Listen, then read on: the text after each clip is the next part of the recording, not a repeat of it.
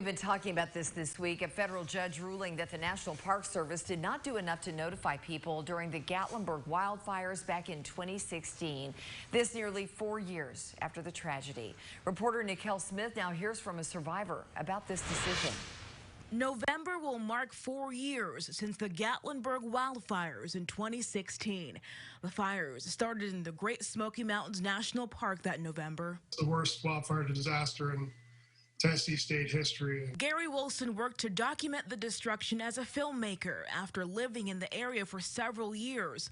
When the flames escalated, he too was forced to flee. Because the whole area was basically an inferno at that point.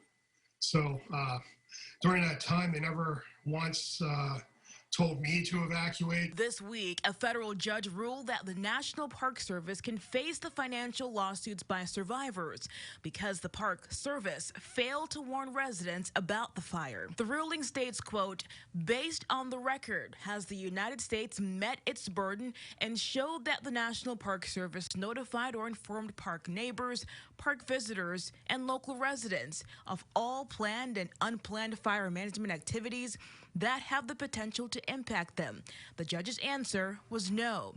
As for the press releases and social media postings by the Park Service, the judge says that was not enough, adding, quote, the problem with this argument is the same as the problem with the press releases and e-blast argument. The information posted on the websites gave notice to the visitors of the park's website.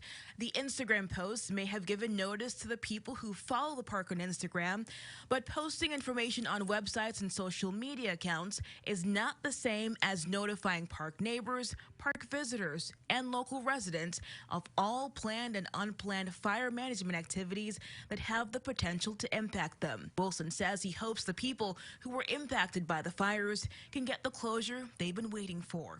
14 people lost their lives, more than 2,400 structures were damaged, and 17,000 acres of land burned. So I'm hoping that, good things can happen from the lawsuit, because I believe that a lot of closure has not happened, especially to those that were victimized, either lost their homes or lost loved ones in this wildfire. The pain's still so fresh for so many, and we will make sure to keep up with this lawsuit as it makes its way through the court system. Bo.